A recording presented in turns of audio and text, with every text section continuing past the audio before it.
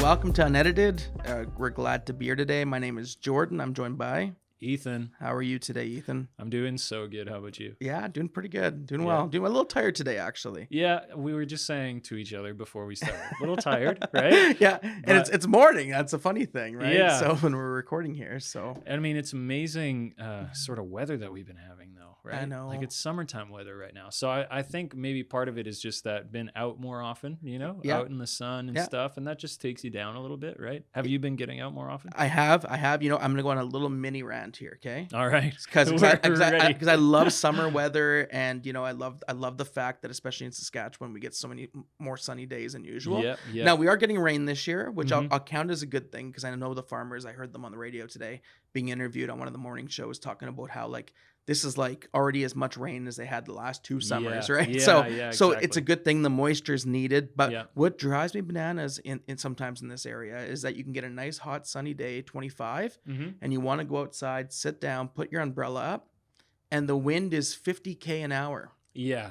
We're in a windy land, eh? That's right. Yeah. And that's really like shined through this year. Like I remember last year having more calm days, and every time it's like, I'm gonna go sit outside. It's like, my hair's in my face, my drink's flying out, my coffee smelling everywhere, Your right? shirt's flying off. Yeah. I'm making it sound like a hurricane, but it wasn't quite that bad. But I do think we live in windy land, but we're not in Kansas anymore. Yeah, right? yeah, exactly.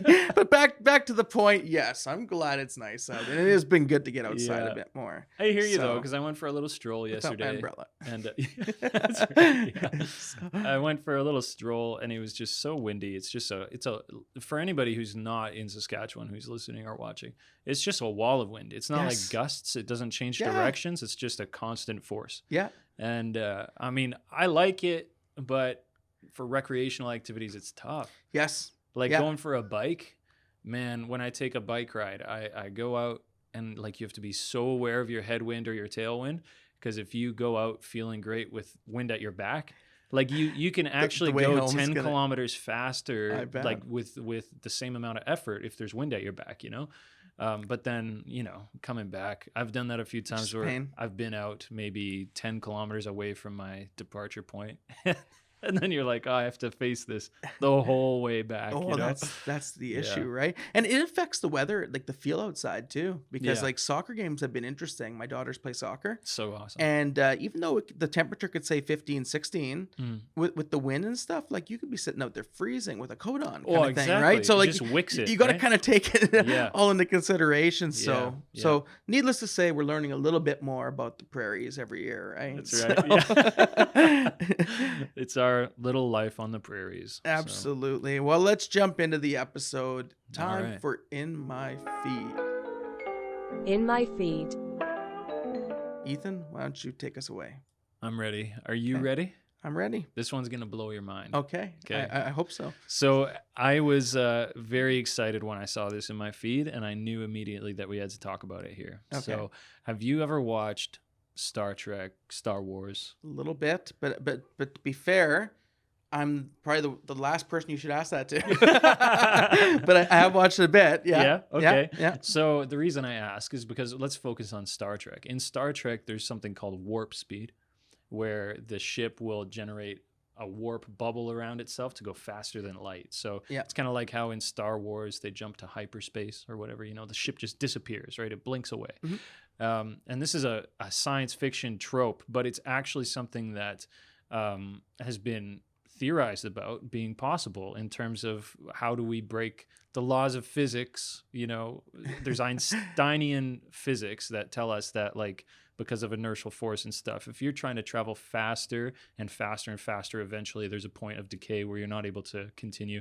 I'm just going to use as many layman terms as I can because this is like stuff above my head. So I'm going to try and like, I hope I can represent it properly, but I'm excited about it. So the idea is that we have not really thought that we could do a warp bubble in real life. So in Star Trek, it's cool. It makes a little bubble around a spaceship and it goes shooting off and it goes faster than light. But with our understanding of physics, it's been hypothesized that maybe somebody can make something like this, but without any progress, right? Like Yeah. nobody's been able to crack that. And there's this one guy, I'm not going to be able to pronounce his name properly, but I believe it's Miguel Alcubierre. Okay. I could be wrong. I'm saying it like it's French, but I think it's Spanish. But anyways, he hypothesized about how we could potentially make warp bubbles. But I believe, if I'm understanding the literature I read properly, it requires like an exotic form of matter to actually create that. So something that doesn't exist in the natural world, like something beyond what we currently have, right? So it's kind of like you make a cool theory and it's like, okay, you only need this one thing, like this magic item, you know? So it's not really like feasible. But recently there's some scientists doing an experiment, and they, I'm going to keep it super vague, but they're doing an experiment and they ended up accidentally creating a super, super small warp bubble for the first time. Oh, like by accident. They accidentally made this thing that's only been theorized about. So, Jordan, what this means is that the idea of ships actually traveling faster than the speed of light is a possible future for us in real life physics. That's crazy. So it's not just science fiction anymore. Like the idea to actually be able to so they made, it wasn't like the article I was reading was saying it's not just an analog to a warp bubble, you know, something that looks like it. It actually was a warp bubble. It was just super, super, super, super small. Interesting. So isn't that crazy? It is nuts. So you think about it. So like we talk about trips to Mars, we talk about populating different parts in our solar system even, and these things are even in our own, you know, galactic neighborhood. Yeah. Everything's so far, it's like impossible to think about. But one thing that people have said is like, well, if we could travel faster than light or even close to the speed of light, then we would be able to get places much easier within people's lifetimes, whatever. And that was my question. I was going to say, would this work right here on Earth? Like if we want to potentially fly over to somewhere in Asia, like in you know, that could end up being right now a 15-hour kind of flight, right? Yeah, and actually, I don't know if it would work. You bump that down pretty short. Yeah. That'd be something else. Can you imagine getting around like that? That would be crazy. It would be nuts. I think that the best future for that, though, local travel, because of atmospheric like interference, you'd have to just take a jet that goes up into space and comes back down. Like I don't think warp would be worth it for that. Yeah, that's because true. you go so fast if you initiate it. Like a warp bubble is like blinking away. Like, you know what I mean? Yeah. But that would be crazy. No, definitely. Yeah. What's nuts is that this stuff was stuff that used to entertain our minds to an extent on shows like Star Wars and Star Trek, right? Yeah, yeah. And now it's like, no, we might be at the point where we're developing this now, right? We accidentally made this happen. So. Yeah. And it's so crazy that it was an accident. But the implications are absolutely insane. Oh, and it would even be. To think about, there's another theory out there. Sorry, I'll move on from this in a minute because I hope we're not losing people. This is all we're just good. hemorrhaging listeners and viewers because they're like, Star Trek. This is what was in your feed. It stuck out to you. It was, but there's a theory that if you were like, time travel is possible. If you go fast enough, you can travel forward in time. So because time is relative. Yeah, that's crazy. So the relativity of time, we don't even have time to get into that, right? But since time is relative, if you were to travel very close to the speed of light away from Earth for like, I forget what they said, like, you know, a year or something, and then turn around and come back, you would be like, so my ratio of like time travel to time coming back is not going to be accurate to what they actually say, but you know, you'd travel for just some time that way. Sometime this time you come back, you'd be like tens of thousands, a million years into the future of Earth, because your time when you're traveling at that speed, it's like, it's relative. Yeah. So isn't that crazy? So you could go into the future, but then there'd like be no way to come back. But with warp technology, you would be able to like do that. Like, because we can't get anywhere near the speed of light right now, obviously. Yeah. So yeah. Anyway, it's weird. Pretty interesting. It sounds like a movie, and yet here we are, right? Yeah. And they found something small that can kind of half take us there. You watched Oppenheimer? I did. So that movie is all about, you know, this crazy discovery that changed science forever, changed the world forever. You know? Yeah. I wonder if they'll make a movie about this someday. I assume that they will. The end of that movie gave me chills, actually. The last quote. I actually haven't seen it. No, so. Okay. Spoilers. I'll Every stay away time I from go that, to watch okay? it, I'm like, I'm not in the mood for this. You know what I mean? I imagine it's going to be pretty heavy. So won't give any spoilers for that. Well, I'm going to bring us back down to earth No. Haha. Wow. Did you like that? Nice. That's good, eh? Got him. So with my feed, we're gonna talk. So last week was the food episode, so I'm trying not to get us too much into food here. We're not gonna talk about specific food, but we are gonna talk about groceries. Okay. Oh. All right. Yeah. So groceries are in the media a lot lately. Like people, like the old saying is that like $100 now. When you go shop for groceries, won't even give you a handful anymore. Like won't fill 2 hands, Yeah. right? Like Oh, tell me about it's it. one bag. And so back, I guess this must have been going on over the winter on Reddit, which, people come together on Reddit and ideas come together on Reddit. It was proposed by a user that for the month of May that they launch a boycott of Loblaws. Now, Loblaws is a huge company, obviously, right? Yeah. Which, stores like No Frills, Shoppers Drug Mart, Superstore, like Safeway Sobeys? Yeah. Isn't Safeway Sobeys I Loblaws? don't think so. No, I don't think they're with them. Really? But Loblaws even has their own stores in like Ontario and different places, right? Like, I haven't seen any Loblaws really in Saskatchewan, but we've seen some of their stores here. Anyhow, the idea was just to boycott because the price of groceries was getting so high that I think a lot of people were feeling that the grocery stores were intentionally jacking up prices for profits, and they launched a boycott. And so, have you noticed the cost of groceries rise significantly? Yeah. Okay. I'm definitely one of those people that's more focused on, I just like groceries. I just need to get what I need to get, so I don't pay too much attention. Okay. But you feel it more when you get back and you're like, oh, I still have to pay my phone bill. Yeah. Like it's, well, and that's exactly it. I will confess, and this is maybe a bit of an embarrassing confession, but I didn't do a ton of grocery shopping because Nick liked it. It's just something she kind of enjoyed doing. Yeah. And recently I've started going more, and I've realized, oh my gosh, like what happened to this place kind of thing. The first time I went, probably earlier this year, I was just blown away with the notice of difference that you see in prices. Yeah. But I guess the idea behind this was to start a boycott, and the user on Reddit who started this is now saying how this has unified people. I guess it brings us to a bigger discussion. Do you think boycotts work? Do you think boycotts do bring people together? What do you think about that? Just some light and breezy topics. Yeah, nothing major tonight. We'll talk about boycotts. Wow. Yeah, I don't know, man. I don't think that I'm educated enough about them to make a comment. Yeah. So That's fair. I just think it's complicated.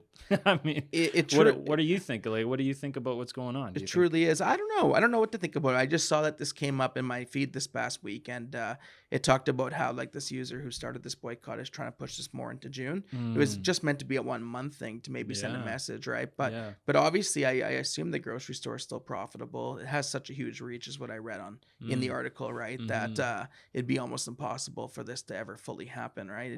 It just couldn't on a grand scale. Yeah. Boycotts, I don't know. I think sometimes they're necessary, and sometimes they might bring people together. In this case, I don't have enough info, but I found it was interesting though, because I think anyone who reads this can at least probably nod their head and think to themselves like, something's got to change with the price of groceries, right? Yeah. Things have to come down a bit. It's back to reality, right? So yeah, very interesting to say the least, right? Like at the very least, it's interesting. Yeah. Yeah.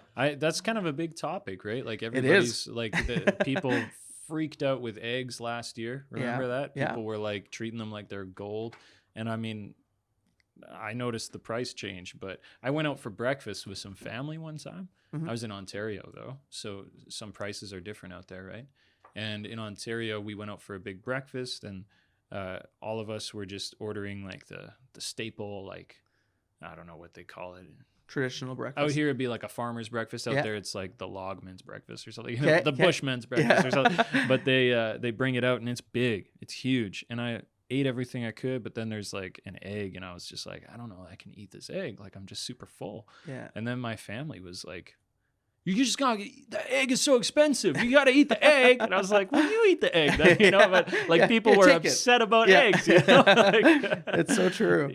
So people notice, there's a tension around what things cost for sure. I think so for sure. Yeah. And I think we definitely have seen it go up, and I think everyone probably is hoping for a little relief. Like just like we hope for that at the gas station sometimes, which gas did go up 10 cents this morning in case you didn't look. Oh really? But yeah, it did. Yeah. Oh nice. I'm glad my tank is full for now then, I guess. Yeah. Yeah. I saw it today, and I just like, Yeah. So I was kind of hoping that there'd be a little of a gas fight going on Yeah. and bringing prices down a little bit. But yeah, this boycott, I remember, it got some attention in like mainstream media and stuff. And it's kind of died down now. And obviously the month of May is coming to a close here right fast. But yeah, I don't know. I could understand why the idea would be launched to an extent. I'm not sure of the effectiveness. I'm not, as you said, educated enough to really give a full opinion on that. But it is interesting that people are speaking out and people are making their voices known, and that's always a good thing for people to speak. Yeah. That's the beauty of that. Give people their voice, right? Yeah. And I think all of us probably want cost of living down a little bit, right? Absolutely. So, yeah, absolutely. All right, we're gonna move into. Are you ready to parlay? I'm ready to parlay. All right, let's parlay. Let's do it. Parley. We're going to go to an age-old debate here on this one, okay? All right. Okay, because the reason why I thought of it was because we were searching for an idea, and I thought of it. So, and that's a good reason. It just came up because I looked at my computer screen and I thought, do people still fight about Macs and PCs like they used to? Oh boy! Do you remember in the heyday when Mac came out with the clever commercials? Yeah, like they were kind of clever. Do you know what I mean? Yeah. Like they were trying to like just make PCs look like less cool, less hip, less with it, so to say, right? Yeah. And there used to be a big fight about this, and now since then I've used both, right? I had Macs, I bought Macs, I still do. I still have a personal MacBook Air that I just bought 2 years ago. You still have a couple personal MacBooks. I do actually. Just keep them laying around. I have my old one too, because it's got all my stuff on it that I don't want to lose, right? And I should deal with that soon eventually. But also for work, I have a PC computer, right? And so as I've started using this, I remember even getting the real snobs give me a few like, oh, you use a PC kind of thing, right? And I'm like, yes, I use a PC, right? But honestly, I've come to love this computer. I think it's pretty good. I don't know. I think both serve a good purpose. I think it comes down to personal preference. If I had to pick a favorite, I'd probably pick what I'm used to, which is a Mac. Okay. What would you choose? Yeah, well, yeah. So I have some sensational answers to this because I could definitely ride the wave, Yeah. But I have a kind of honestly a boring and straightforward like economic answer. Well, but, I know that answer because I think I've experienced that with this machine. In a sense. Yeah. Well, I definitely on my own, I'll always pick a PC, like a computer running Windows. So I don't mess with Linux. I don't mess with like other operating systems, Raspberry, whatever. There's like devices called Raspberry Pi. I don't know what they run on actually. But anyway, I would pick like a machine running Windows is my preference for sure. Okay. For a lot of reasons, but just quick about the ads though, because I feel like we have an opportunity here where we could butt some heads in a fun way. But in terms of the ads, the smart thing about Apple back then is that they knew that it was them versus the world. Yes. Like, because so they would target PC. Do you know what PC stands for? Personal computer. Like it's not a brand. Yes. They weren't fighting against HP or Windows even. Yeah. They weren't fighting against Compaq the software. Was around at the time. Yeah, exactly. They were just fighting against the general state of computation, And so I think that was brilliant because who's going to clap back, So eventually we saw Windows kind of start to clap back when they became like Microsoft just got like, they've always been huge, but they really started devouring the market, which has actually led to a few like lawsuits and stuff. But who's going to call back when it's just them against everybody else? Yeah. It's basically like somebody standing on a street corner being like, I'm better than all of you, And it's like, okay, like who are you talking to? Like who's going to say something? But what do you? Why would you pick Mac? I just find it easier. I find the software it's what I've gotten used to, right? Yeah. So because of that, it's simplistic. I've enjoyed it. It pairs with my phone really well because I do use an iPhone. And maybe if I had an Android and I was using this beautiful Asus ZenBook, right? And it went together. I'd probably like it more. So for me, it's not really but I don't have this long standing. Like I used to be one of these Mac people in the early days who just like, I go use a Mac. Are you kidding me? Kind of thing, right? Yeah. And now I'm like, no, they're both good. Yeah. They both work well, right? Yeah. And if anything, I think the Asus technology is actually quite ahead to an extent, right? Yeah. And that's one part that I think I realized once I started using this thing.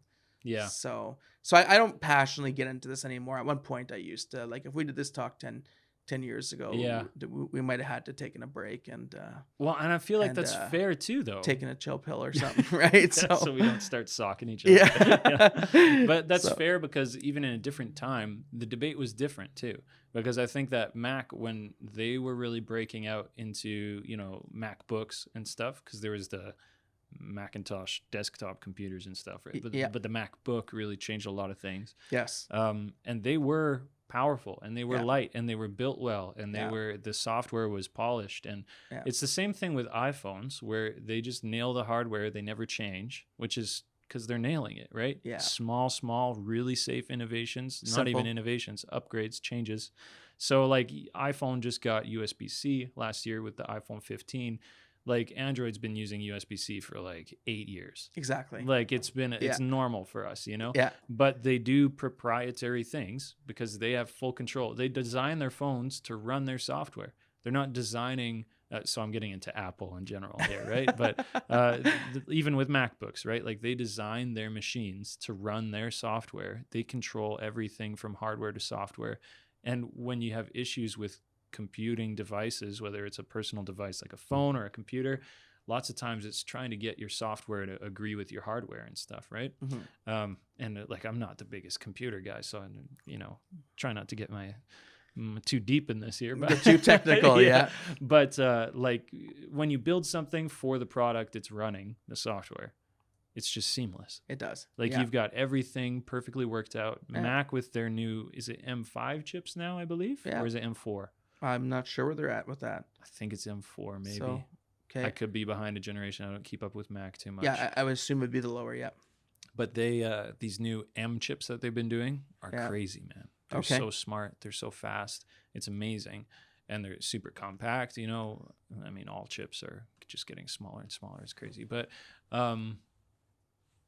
yeah, I mean, there's a point there. And I think like I use a MacBook for creative purposes at home sometimes. It's a super outdated MacBook. Doesn't even get updates anymore, which is one of my biggest gripes with Mac is they just brick their stuff at some point. They're just like, no, you're done. Yeah. They're just like, you can't even so loading up the internet is like brutally slow on that thing. Yes. But I use it for like GarageBand and like creative software that's in the device, So I use that. But then if I'm trying to do anything else, I'm on a PC all the time. Yeah. Like I want to have the options.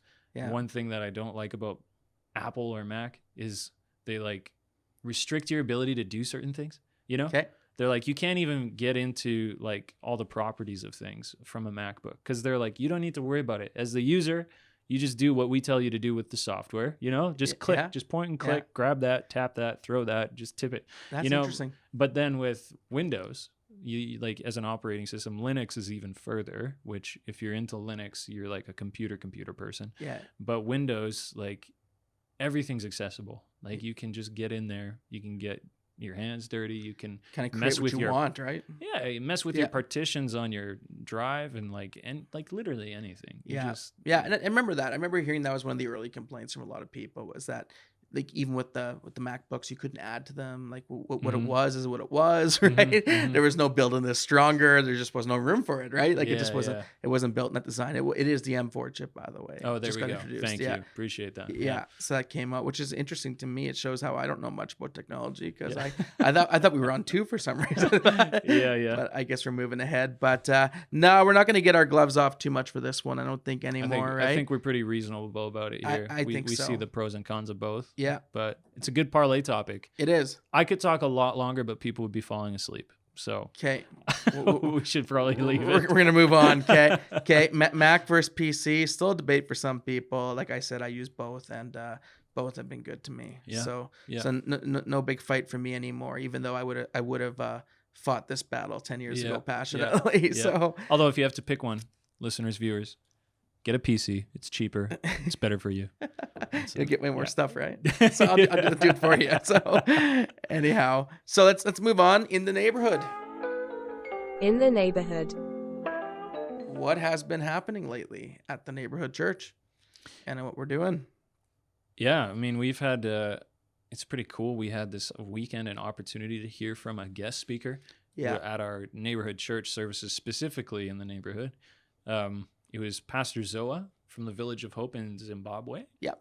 It was pretty awesome. That- He's also a bishop, right? Yeah. Which is a cool term that we don't really use in the Pentecostal assemblies in Canada. Yes. But he's from the Pentecostal assemblies of Zimbabwe, which listeners, viewers, that's just like a fellowship of church people. Yeah. But our fellowship of church people in Canada, we don't call people bishops, but he's a bishop. It's yes. cool. And me and you had the discussion Sunday morning behind the scenes, Mm-hmm. and we were like, "What do we call him? Do we call him pastor or do we call him bishop?" Right. Yeah. So I actually You went wanna up be to him and asked him. respectful. I actually went and asked him what he preferred, and he said he actually preferred the title pastor. Really? Which is interesting because the title bishop is like it kind of denotes like bigger kind of thing. It's a little bit weighty. Yeah, exactly, right? Yeah. So the fact that he liked pastor, so we just called him Pastor Zoa, and he was great.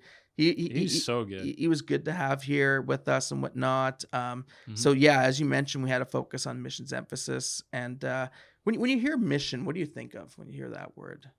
Honestly, from a Christian context, I'll say it. Yeah. Yeah, because I was gonna say, depending on the context, like if you tell me mission just in life, I'm thinking Tom of Cruise, a video game, like you're doing a mission in a game, a campaign, or a card game, you know? Yeah. Or like a mission like special ops. Yeah. But in church terms, when the term mission is thrown out, I think about like the commission. Yes. Which commission and mission aren't necessarily, anyway, we don't need to get into the etymology of the words, but like the idea that there is a mission that the church has been charged with by Christ. Yeah. From the Bible. Agreed. So that's what I think. No. That's what you think as Yeah. well? Yeah. Yeah. Do you feel like other people might think different things? Well, Like, and that's what I get concerned sometimes that we see the word mission or missions with an S on the end, and we think somewhere across the world. like outside of our neighborhood. Exactly. Right. Yeah. We think that missions happens in, let's just pick Finland, or it happens in Africa, or it happens in, maybe over in Australia or something, right? Japan. But exactly. But America. But yet I think the idea is that those the Christians who are doing work in those countries are on mission in the sense of they're trying to carry out the Great Commission that God gave them. Yeah. The same way we're doing in our country. Yeah. So everyone's really a missionary in a sense. Like everyone's involved in missions, and it's not something that's just way over there, out there. I think it's something that each one of us, we carry out right where we are in our current context. Yeah. And I think sometimes I think maybe it's done a little damage to the word and the understanding that mission's just something that happens when we take a trip here or when we go to this place or something, right? Mm-hmm. And yet forgetting that, there's lots of people to love right in our city right now. There's lots of people to care for right in our own neighborhood. And each one of us, who follows Christ is on mission every single day. Yeah. So yeah, I think I just thought it was a good, interesting talking point, because I think when we hear that word missions emphasis, a lot of people think, all right, what's happening across the world, right? Yeah. And which, like, historically, from the church perspective, churches, when they talk about missions, is like international, not local community. Yeah. But there's actually something that our fellowship, so like the congregation of the group of church people that we are part of, something that they've started in Canada is called Mission Canada. Yes. Which I think is cool because, and I say started, it's been a while. Yes. Yeah, it's been going. But they put a lot of focus into it in the last, I would say, 10 years or so. Don't quote me on the timeline here, but they've really tried to put an emphasis into our mission is in Canada. Yeah. And so we have Mission Canada workers, where the mission that we are working towards as believers, as Christians, is happening here. Yes. And so we have people that are treated like we would treat somebody who's on mission internationally. They're treated as on mission right here in our nationally. Country. Yeah. And so these are people that are in campuses, they're in communities that are more isolated. They're, reaching places where generally a church congregation isn't necessarily super present or impacting all the time. Yeah. Right? Yeah. So I really believe in Mission Canada, and just as much as I believe in international mission. So I agree. Yeah, I agree. I think it's a good thing. So we had Pastor Zoa here, who, as you mentioned, is from Zimbabwe, Mm-hmm. runs a mission out there, like a home out there called Village of Hope, where they Yeah. just reach out to so many people. And he came and spoke this weekend, and he kind of changed his message on us last minute. He told us he just sensed he was supposed to go in this direction about talking about how the church needs to be together, Mm-hmm. which is quite fascinating because the week previously, our lead pastor Louis talked about unity in the church. Yeah. And, just recognizing that we have, one common enemy. Like, our enemy isn't each other. We don't fight with each other, right? Yeah. We don't fight with other Christians. Like, we have one enemy. We have one heart, meaning that each one of us has to do the heart work to make sure that we're, in unity with each other, right? Mm-hmm. And that we have one purpose, that we're all Yeah. called to the Great Commission to move out and about. And then Pastor Zoa came in and talked about us being together, right? And he read a couple of texts from the book of Ephesians, and I realized that Ephesians, really, you see that word together show up so often in that epistle, right? Yeah. And Ephesians is a letter that the Apostle Paul wrote to the church in Ephesus, and The people living in Ephesus were called Ephesians. absolutely. Yeah. And so he writes in these letters, things like, in him the whole body is joined together, Mhm. right? And in him you two are being built together. And just this idea that the church is together. And then in Ephesians 3:18, he says, "In that you may have power together with all the saints," right? Right. And that there's a power that comes. It's almost like that old saying, like, there's power in numbers, right? Yeah. But as the church comes together, there's power together. And then in Ephesians 4, and I believe it's verse 16, it says, "For him the whole body joined and held together," there's that word again, Mm-hmm. "by every supporting ligament grows and builds itself up in love as each part does its work." And it shows that, the body of Christ is always at the strongest when we're working together. Mm-hmm. And Christianity was never intended to be this like silo kind of venture, right? Yeah. Yeah. But that we need each other, and that we do come together. And I think that's one of the things that in our culture, because we do live in a culture that's in a lot of ways, we live a lot of life as individuals, right? Yeah. And- Highly and individualistic. our society is individualistic, and we value that to an extent, right? Yeah. And depending whether you're an extrovert or an introvert, that can gotta be Might be heightened more either appealing, way. yeah. And so there's a tendency sometimes, I know for me, to just kind of do your thing and just kind of, keep things a little close, but coming together with others, you open your life to each other, you open yourself to a new experience, and yet the Apostle Paul said that this is the way that the church is going to grow. This is the way you're going to have power. This is the way, as Yeah. each of you contributes, Yeah. good things are going to happen. And so I thought Pastor Zoa just brought that out great this past weekend. Yeah. Yeah. I think he really highlighted a very key part of our mission, Yeah. which makes sense on a mission emphasis week, that we would be, focusing on it in a new way. I have so many thoughts about this. I kind of want to try and pick something, make sure we stick to the point. But I think, when we talk about living in community and actually embracing what the call is in community, so like the purpose of community from a Christian perspective, sometimes we think of church as kind of one or two ways. Like, we think of church as just kind of boring. Okay. Like, okay, well, why? What's the point of gathering together? Maybe I don't like church songs. Maybe I don't really get into the sermon, and maybe I'm not just trying to be in a big group of people, or, let's just focus on that for now, that shows to me a fundamental misunderstanding of what we're doing when we're coming together. Absolutely. Because it's not just about consumption, and it's not just about you as an individual, which is terrifying for a lot of us to think about opening ourselves up to a community. So when we think of church as boring, it's really a misunderstanding of what's happening. And you don't have to like church music. You don't have to be like saying, preach it every time the sermon is going, like, you don't have to just love all of that stuff, because the purpose is greater than that. These are the elements that we use to pull us together and to focus us on mission. But something Pastor Zoa said was, he said that we come here to get charged up. Yeah. We come here to get edified, is a biblical term that we could use, to be strengthened so that we can actually go and be on mission. Yeah. And so when we look at our church services more like that, we realize that a lot more is happening than just singing songs and hearing somebody speak. Absolutely. And I really liked that he talked about that, because that makes us just recognize that we aren't just waiting for work to be done. We're actively working on the mission. Yeah. Because lots of times, this breaks my heart, so I'm just going to get real with you. But we have a lot of people who spend time in prayer, dedicated Christians, and I love it that they want to be spending time in prayer, and they're trying to pray for the world and their community and people around them. They pray so much about, asking God to give an answer, to do work in their community, to, reach people. And the danger is that if you're too focused on that without the practical side, you're never going out to reach people. Yeah, you're praying for an answer that I believe God has already given us an answer lots of times. Yeah. God brought you into the family as an answer to somebody's prayer, so that you would be out there and you'd be engaging with people. So it doesn't mean stop praying for your community. It doesn't mean stop praying for God to reach people, but maybe also start praying and, God, I pray for my community. I also, God, help me to do what you would want me to do. Yeah. Help me to be on mission in my life.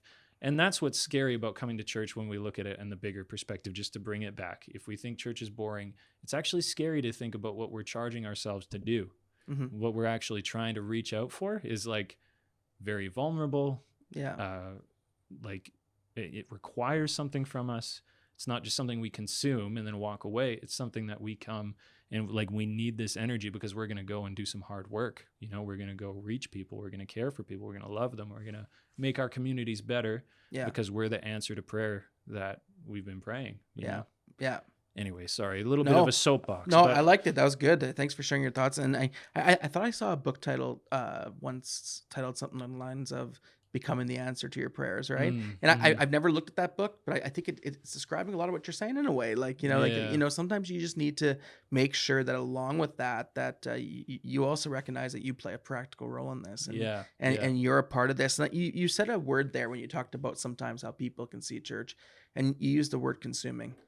And I think in our culture, we're taught to be consumers. We're taught to show up for things. And what's it doing for you? I didn't get anything out of the music today, or I didn't get anything out of the talk today, right? Yeah. But I think seeing it through that lens leaves us there, and we don't go anywhere past that probably. Yeah. But yet, if we saw ourselves as not just as consumers, but as contributors. And people who are giving to this community, and that this is family, and that when we come together, each one of us, like that last verse I read, each part does its work. There's an important role for everyone to play. Yeah. And I think sometimes we don't give ourselves enough credit, but each person has something to contribute, and it's valuable. It's needed. And I think it could reframe the way you see church. And I think that's the big thing, is just reframing how we see it, right? We're not just coming here to sing and worship and get the word, which is all great things, all amazing things. But we also got stuff to do this week. We got people to love. There's people in the city to go out to, right? Yeah. And there's things that we want to accomplish. And and that doesn't require consumption. That requires contribution. Absolutely. That's nice alliteration. The alliteration really ties it together. I don't do the alliteration role very well, but the two C's kind of came together there, right? Yeah, that's great. Yeah. So I heard somebody recently talking about how if you're not bringing anything to your community, your faith community or your community around you, your workplace, whatever, then you're blocking people from reaping the benefits of what you have to give. Yeah. So you're underselling yourself. Yeah. So if we come to consume instead of to contribute, we're also cutting other people off from what they could be getting. Absolutely. So it's kind of individualism versus community is a big tension in faith. So 100%. No, Pastor Zola brought a great word for us, and I think it's just been neat that he changed his word last minute, because he said he was going to talk about something different. Yeah. But then, in one of our pre-service prayer meetings on the weekend, he just really felt strongly that God wanted him to talk about us being together. Yeah. And I think it's good. I think it's a good season. It's a good word for us in this season, probably. Yeah. I once heard someone say to his congregation often, and it's something that stuck with me. And I'll end on this this topic, right? But he talked about how each one of us can contribute to helping to make sure the mission of God is fulfilled wherever you're at, right? And he said to people, ask yourself this question. And he said it like this. He goes, if you're not helping, are you helping, right? And then he said it like this. If you're not helping, you're not helping. And that's an interesting thought, right? If you're not helping, well, you know what? you're not actually helping. And it was a play on words that he used, but I remember him saying it, and I remember being convicted by that I think what he's saying is true. Like, each one of us, each part does its work. Each one brings someone to the table, brings something to the table, that's valuable and needed. Like, it's, the Apostle Paul spent, a lot of time in Corinthians using like the body analogy, like the hand can't say to the foot, I don't need you, right? Like everything's valuable. Everyone plays a role. And so I hope that comes across as an encouragement to each person, that each one has something to contribute. Each person brings something to the table. Big time. Sounds good? Absolutely. All right. We're getting into the last part here. This is our How About You? How about you? And so we had some comments come through last week, and we're going to look back at a couple of them. One person made the comment that McDonald's here in Saskatoon on Idlewild and 39th Street.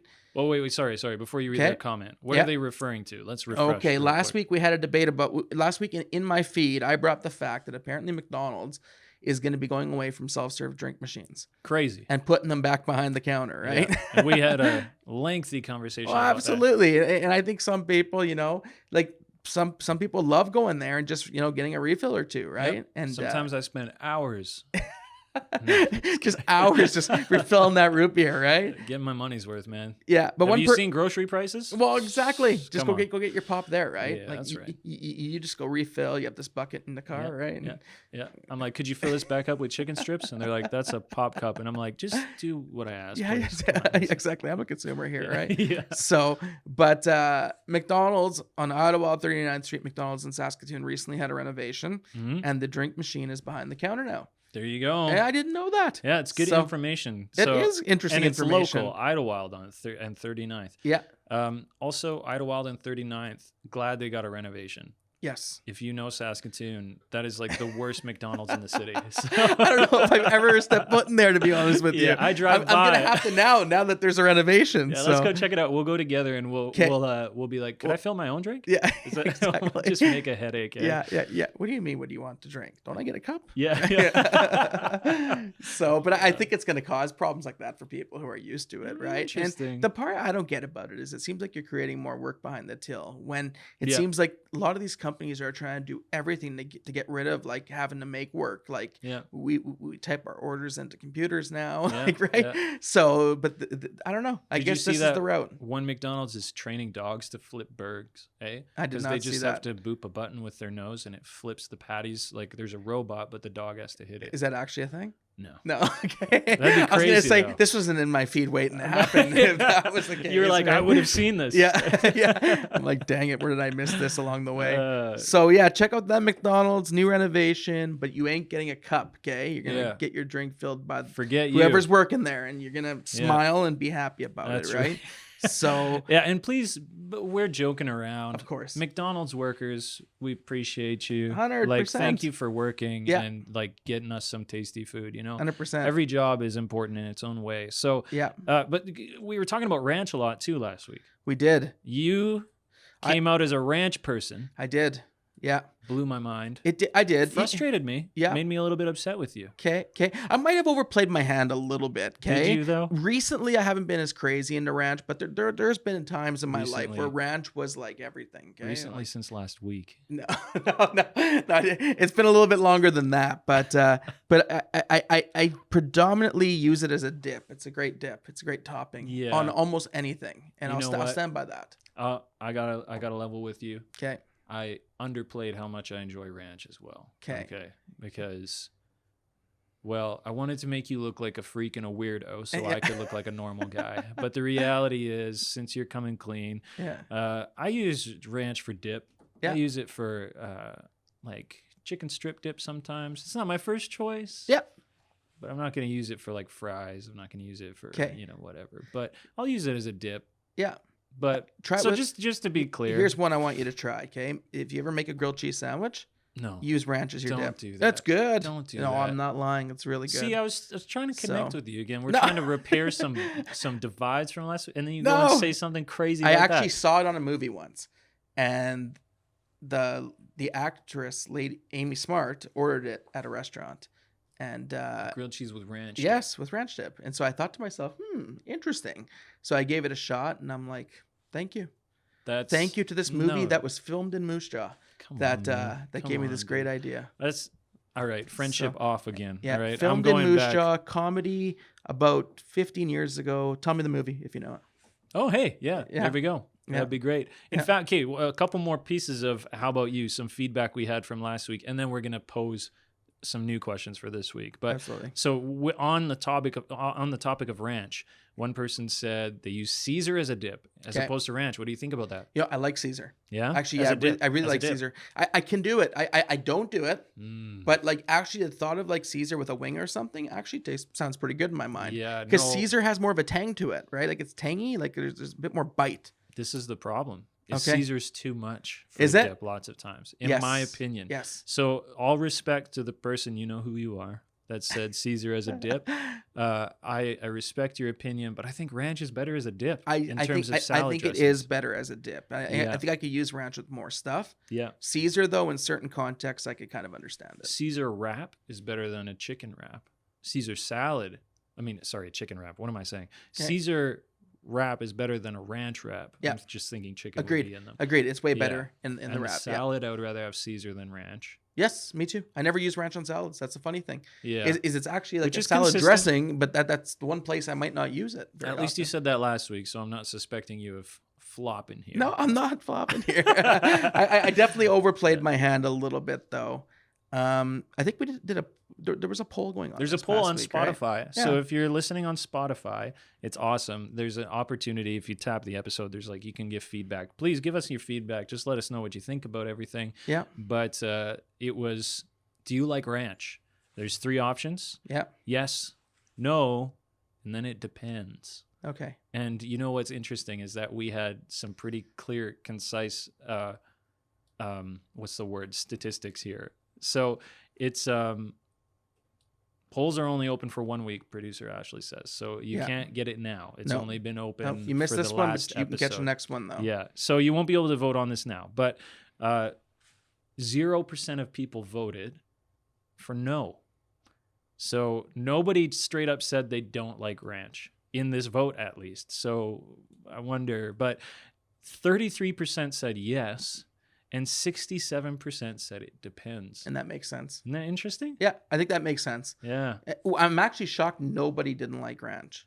Yeah. Because I thought somebody might not like it, right? somebody out 'Cause there- it has a taste to it. Like somebody out there's holding things back when we're talking about ranch. Ooh, yeah, oh no. exactly. Yeah. Yeah, 33% makes sense. 67 depends. It does make sense because, like you said, like thought of a grilled cheese, like I just presented to you, might gross some people out. Yep. I think last week I talked about putting it on like a whistle dog at A&W, right? Mhm. But some people, Which is disgusting. By the way. no, it's fantastic. Try it. Whistle dogs are still around for like 3-4 more weeks, but I haven't had one yet. But anyhow, but ranch though on wings or on something different, like even on fries, actually, now that you mention it, wouldn't be a terrible thing. It's gross. So I've done it out of desperation before. Carrots and ranch. Yeah. There you go. Vegetables and Celery. ranch is safe. I'll do vegetables and ranch. Yeah, pierogies and ranch. Carrots yeah. are better yeah. on their own, yeah. by the way. Tacos and ranch, absolutely. Pierogies and ranch? Yeah, I've done pierogies and Caesar, I'll be honest with you. yeah. Pierogies and ranch is really good too. Interesting. Yeah, yeah. If you're ever out of sour cream, reach for that ranch. Hey, if you're ever just on it, you're making a burrito with ranch in it instead of sour cream. Exactly. Okay, let's get into the how about you for this week. Yeah, So let's bring it a few around. things. First of all, I mean, you can talk about our parlay. What do you prefer, Mac or PC? Yeah. What are your thoughts on How that? passionate do you get into this debate still? Is this still a thing for you? Does anybody care? Yeah. Yeah. You know, even throw us your phone idea, right? Maybe it's Android or iPhone, right? iPhone, yeah. Yeah. iOS or Android, or there's another operating system on phone. Whatever, it doesn't matter. Yeah. Or even like, what did you think about our feed Yes. with the Loblaws Boycotts. Boycott. Yeah. Did you know about that? Did you take part in it? Maybe is it? Are you finding grocery prices crazy like we are? Mhm. Are we What's alone the in that? etymology of the word boycott?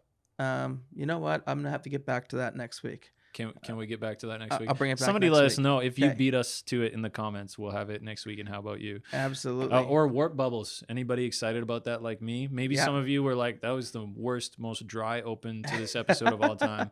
But I would love to hear if you've got thoughts about warp bubbles and the potential for fast traveling. It's pretty cool. Absolutely. And let me say this. Let me ask this question too. Does the potential of all of that excite you or scare you?